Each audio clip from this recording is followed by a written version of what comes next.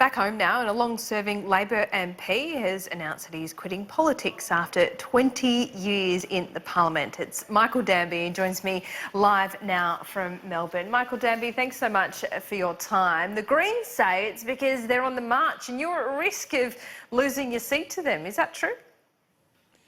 They've been saying that for a long time. I pay no attention to their hubris. I mean, I have enjoyed so much politics. I still enjoy it, and representing an eclectic seat like Melbourne Port's, from its tattooed wharfies to its arty people in the St Kilda Short Film Festival to Jewish Orthodox Caulfield are some eggshells that I know how to walk on very easily and with a lot of comfort after 20 years. But I'm not sure, you know, sort of very narrow-minded Green Party zealots know how to walk. Over the last 20 years, how diverse and how many changes have you seen in your electorate? Has it become harder and harder to, you know, be all things to all people?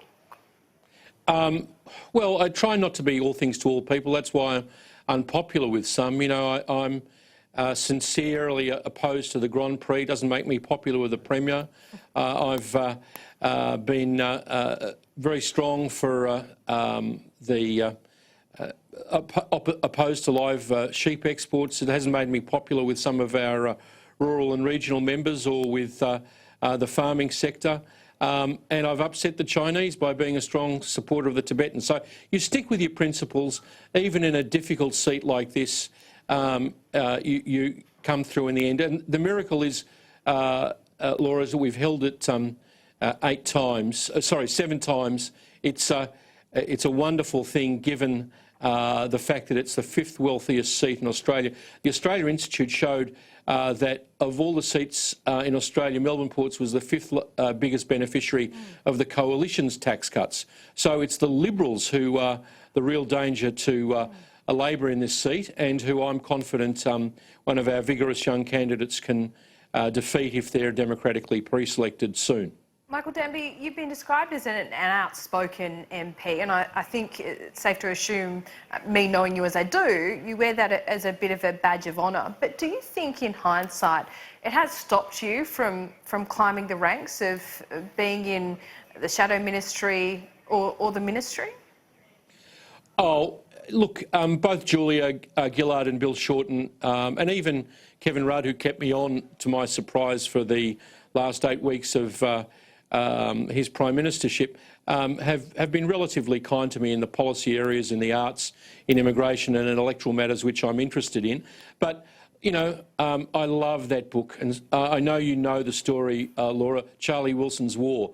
And you don't have to sort of have engendered military funding to Afghan rebels to sort of get some satisfaction in politics by being a bit edgy, being up there on a few issues that other people don't agree with.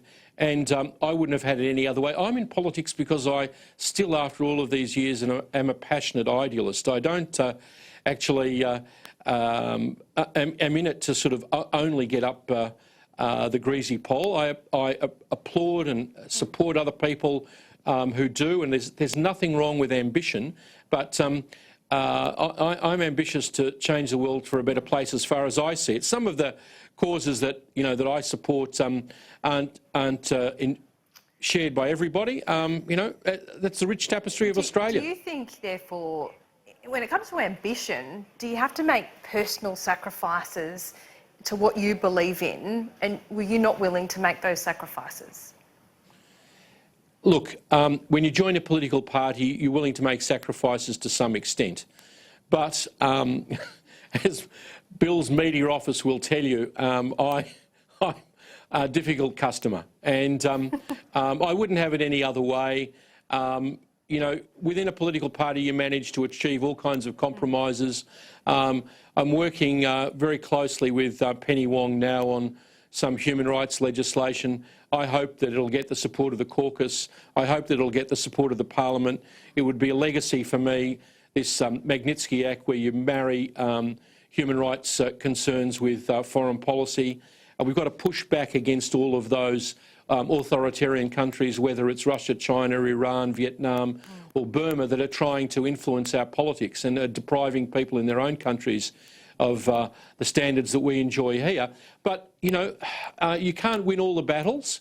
And I've been so appreciative that I've won many. But what it shows you is in politics you can wage Charlie Wilson's war. You can change things without going outside a political party. And all of those who say there were a bunch of, you know, dullards who just sort of white bread follow the party line and all of these things, they just don't know the detail. I mean, Tony Walker used to write all these articles about how all the Labor backbenchers are white bread politicians. Well, I'm rye bread with caraway seeds, Tony, and it's more complicated than people think. It certainly is. And over the last 20 years, how have you seen the Labor Party change? Has it always been for the better?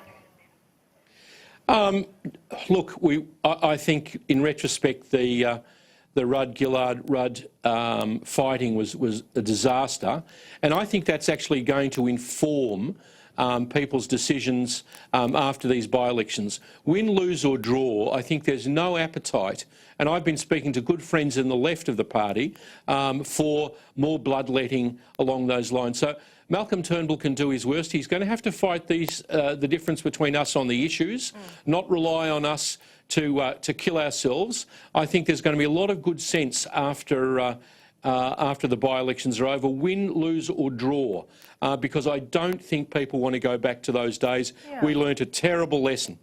You obviously see the by-elections, though, as a potential flashpoint. Is that you willing your colleagues, or is that genuinely the feedback you've had, that there is no appetite for bloodletting, even from the left? The Wednesday before Parliament rose, by fortuitous circumstances, I hosted a dinner with some friends in the left, which Bill turned up to. Most of the people there were from the left. There was no appetite.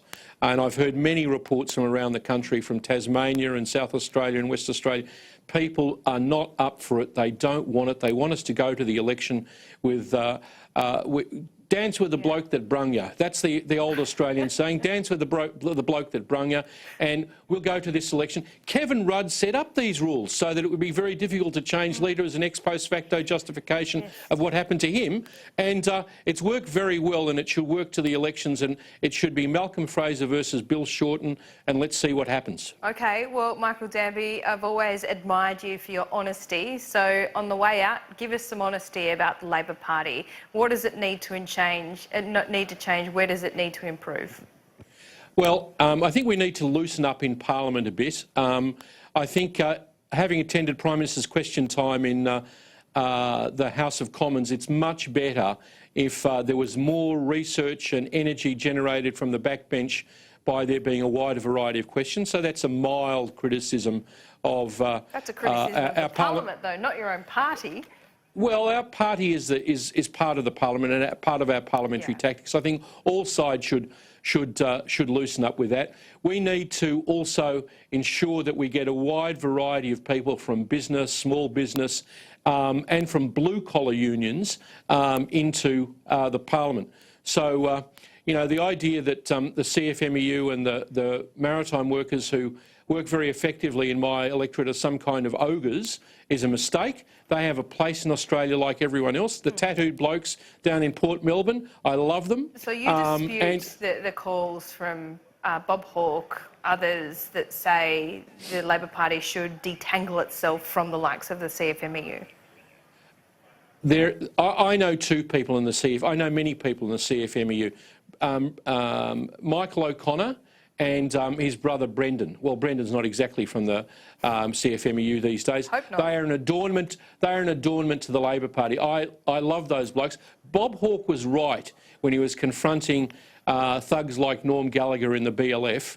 But you know, everything is not the same as it was. Laura, don't you laugh when Peter Dutton talks about fellows from the CFMEU turning up in their Harley Davidsons to Victorian ALP conference and voting for Bill Shorten to stop resolutions on boat returns. I mean, Peter Dutton, these blokes support your policy. What are you talking about? Why are you going on about them in riding Harleys in Parliament? Can't workers ride expensive motorbikes? So what is he on about? I've afforded you a little whack there at the end. That's only because, you know, today's a big day for you. Michael Danby, we will speak again. Best of luck to you. Thanks, Laura. Thanks very much. And I look forward to throwing a few more verbal bombs on your program before the time's up. Look forward to it. Thanks so much. Stay with us here on Newsday. Coming up, the latest in sport, including the Tigers coach concedes that Dustin Martin isn't at his best.